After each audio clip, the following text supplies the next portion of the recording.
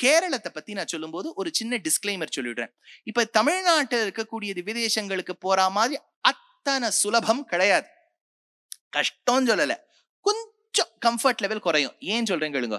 இப்ப நீங்க ஒருவேளை ரொம்ப ஆச்சாரம் இல்ல, ஓரளவுக்கு வெள்ளை சாப்பிட்றவாளா இருந்தாலுமே கஷ்டம். ஏன்னா கேரளத்துக்கு போனேன்னா பியூர் வெஜிடேரியனுங்கிறது கொஞ்சம் கிடைக்கிறது கஷ்டம். அந்த டீமோகிராபிக்ஸ் அப்படி இருக்கு. இதை பத்தி நான் இன்னும் டீட்டெயிலா சொல்ல விரும்பல. அங்க எப்படி இருக்குன்னா, அங்க வந்து உங்களுக்கு டக்குன்னு பியூர் வெஜிடேரியன் ஃபுட்டுங்கிறது கிடைக்காது. அதனாலதான் நாங்களே ஒரு 4-5 தடவை கேரளா யாத்திராவே போட்டிருக்கோம். ஏன்னா கேரளாக்கு போகணும்னா நாங்க கூட பரிச்சாகர காலை கூட்டுன்னு வந்துரும். அதனால ஒரு முழை குழம்பு, ஒரு பருப்பு தொகையில, அது மாதிரி ஏதோ ஒண்ணு கிடைச்சிரும், சாப்பிட்டுடலாம். இதே நீங்க அந்த வெளிப்பக்கமா போனீங்கன்னா கொஞ்சம் கிடைக்கிறது கஷ்டம். அதுக்காக இல்லேன்னு நான் சொல்ல மாட்டேன். இதை யாராவது பார்த்துட்டு ஒரு கேரளாலேருந்து ஒருத்தர் வந்து சண்டை போடுவார், இல்ல சார் எங்க ஊர்ல வெஜிடேரியன் இருக்கும், கொஞ்சம் கஷ்டம். ஒண்ணும். 2வது கஷ்டத்தையும் சொல்லிவிடுறேன். என்னன்னா, இந்த கோவில்கள்லாம் இங்க இருக்கக்கூடிய சுலபத்துவம் அங்க இல்ல. ஏன்னா கார்த்தால 3 மணிக்கு கோவில் திறக்கும், 3 o'clock, 8 மணிக்கு நடை சாத்திடுவா கார்த்தால.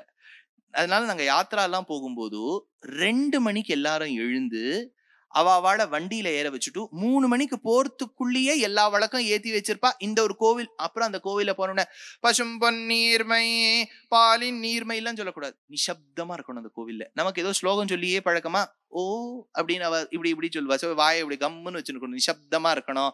கார்த்தால 3 மணிக்கு போயிடுவோம். அதுவும் எழுந்து பழக்கம் இல்லைன்னா ஒரு மாதிரி கண்ணு ஒரு மாதிரி கொஞ்சம் கனவு மாதிரி இருக்கும். அதாவது பரபக்தி பரஜான பரமபக்திகள்னு கீதாச்சாரியன் பகவத்கீதையில எடுத்தார். ஒரு மாதிரி ஒரு லெவல் யோக தசையில போகும்போது இருக்கா மாதிரி இருக்குமா அந்த பெருமாள், அந்த மாதிரி இருப்பார். இது ஒன்னு ஆயிடுதா. கார்த்தால 3-8, சாயங்காலம் 5-7, 2 மணி நேரம் தான். இப்படிதான் தரப்பாவா. நீங்க உட்காந்துன்னு நான் யார் தெரியுமா தெரியுமாவோ அங்க நடக்காது.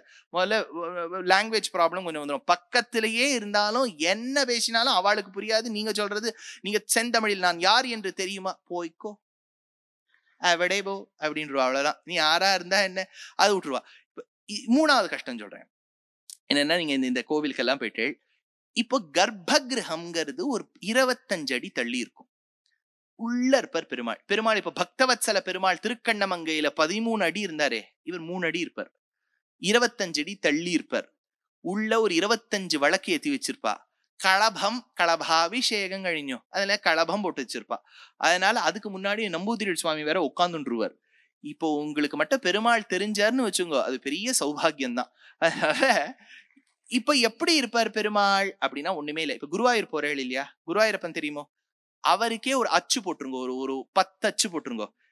இந்த குருவாயூரப்பன் மாதிரியே ஒரு அச்சு போட்டு கீழே வந்து திருநாவாய் முகுந்தன், இன்னொரு அச்சு இதுதான் வந்து திருமூழிக்களத்து லக்ஷ்மணன், இன்னொரு அச்சு திருக்காட்கரை வாமனன், இன்னொரு அச்சு திருவன்வண்டூர், இன்னொரு அச்சு திருச்சிட்டத்து மகாவிஷ்ணு. ஒரே மாதிரி இருப்பாளா, ஒரே மாதிரி இருப்பா. ஏதோ ஒரு 2-3 திவ்ய தேசத்துல கொஞ்சம் வித்தியாசம் காமிக்கணும்னு சயன கோலத்துல இருப்பார். திருவன் பரிசாரம் இந்த மாதிரி, இது திருவட்டாறு திருவனந்தபுரம் மாதிரி. அதனால இப்ப நான் சொல்லின்னு வரும்போது உங்களுக்கு க்ளோசஸ்ட் சிட்டியும் சேர்த்து சொல்லின்னு வருவேன். ஏன்னா நீங்க ஒரு மாதிரி பிளான் பண்ணிக்கணும்னா ஈஸியா இருக்குங்கிறதுக்காக முதல்ல நம்ம வடக்குலேருந்து ஆரம்பிக்க போறோம்.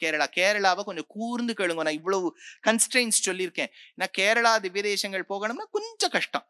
கஷ்டம்ங்கிறத நெகட்டிவா எடுத்துக்காதீங்க. நீங்க ஒரு மாதிரி ப்ரிப்பேர்டா போனேன்னா நல்லா இருக்கும். முதல்ல திருச்சூருக்கு போயிடணும். நம்ம திருச்சூர் போனேன்னா பக்கத்துல குருவாயூர். என்னவோ ஒரு 108ல இல்ல, ஆனா என் மனசு அகலாதது என் கண் என் கிருஷ்ணரை விட்டு. அதனால குருவாயூரை சேவிச்சுருங்க. அவர் தான் அபிமானினி தேவதா கேரளத்துக்கு. அந்த பெருமாளை சேவிச்சாதான் மத்ததெல்லாம் இருக்கும். ஆழ்வார் பாடலே ஏதோ பாவம், ஆழ்வார் ஏதோ விட்டுட்டார், கொஞ்சம் டிஸ்டன்ஸ் போல இருக்கு அவர் பாடல போல இருக்கு. அதனால அந்த குருவாயூரப்பன் இல்லாமல் வேற யாரும் இல்லை. குருவாயூரப்பனை நல்லா சேவிச்சுக்குங்க. சேவிச்சுட்டு குருவாயூர்ல இருந்து வடக்கே குட்டிப்புறம்னு ஒரு ரோடு போகும் பட்டம்பியை நோக்கி.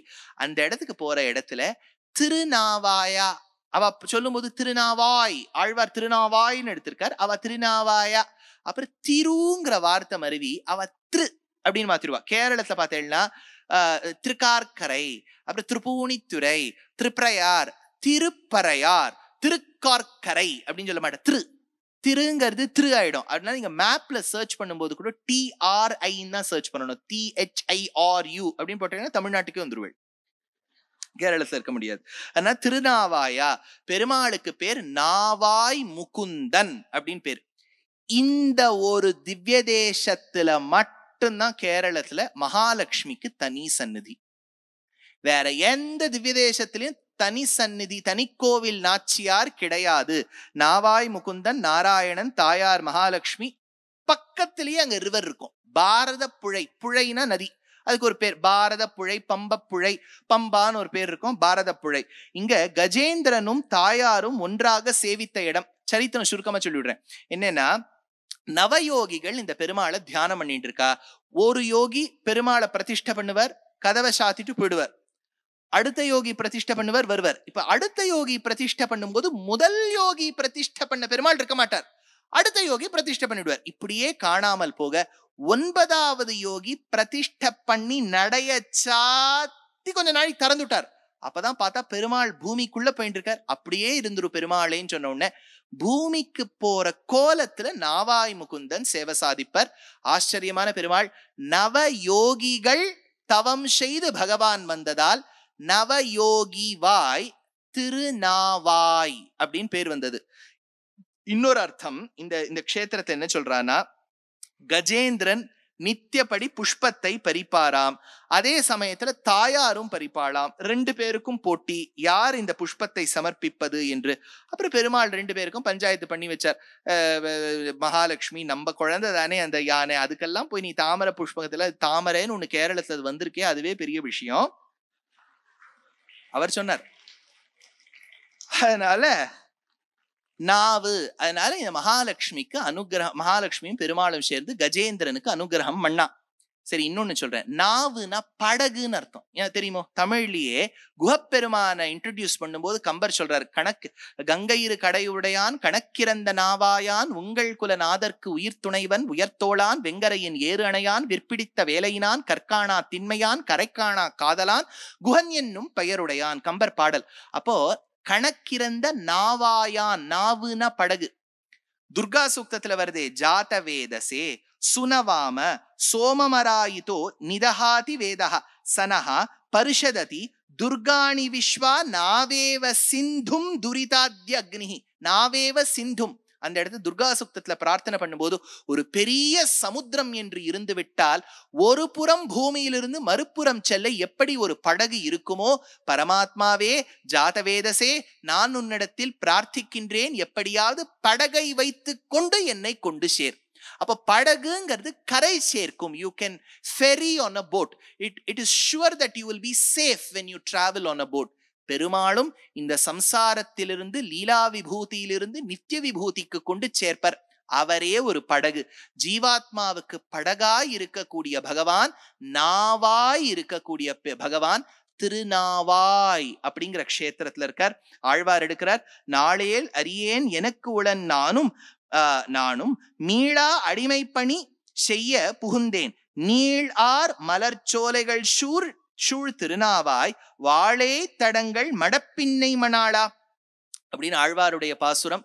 ஞாபகம் வச்சுங்கோ, இந்த பாரத புழா இந்த பக்கம் நீங்க திருநாவாய் பாக்குறீள். பாரத புழாக்கு உத்தரக்கரையில ஒரு கிராமம், அதற்கு மேல்பத்தூர்னு பேர். அந்த மேல்பத்தூரில் பிறந்து வளர்ந்து வாழ்ந்த ஒரு மகானுக்குத்தான் நாராயண பட்டத்திரி என்று பெயர். பூகண்டே கேரளாக்கே சரித நிகநிலாம் உத்தரேனைவ நாவா க்ஷேத்ராக வியூதிமாத்னே புனருபரிணவ கிராமநாம்னி ஸ்வதாம்னி தர்மிஷ்டாத் பட்டதந்திராத் அகிலமதபட்டோர் மாத்ருதத்த த்விஜேந்திராத் ஜாதோ நாராயணாக்கியோ நிரவஹத் அதுலாம் தேவநாராயணாக்ஞாம்னு பிரக்ரியா சர்வஸ்வம்ங்கிற கிரந்தத்தில் எடுக்கிறார். அப்ப திருநாவாயில இருக்கக்கூடிய பெருமாள் நாவாய் முகுந்தன். இந்த பெருமாளுக்கு இருக்கக்கூடிய குணத்தை அழகிமணவாள பெருமாள் நாயனார் எடுக்கிறார். துன்பக்கடல் புக்கு வைகுந்தன் என்பதோ தோணி பெறாது உழல்கின்றேன், அது சொல்லிட்டு பிறந்த துன்பக்கடல் கடத்தும் விஷ்ணு போத ஆன்றுஷம்சியம் நாவாயிலே நிழலெழும் என்று எடுக்கின்றார் அழகிமணவாள பெருமாள் நாயனார்.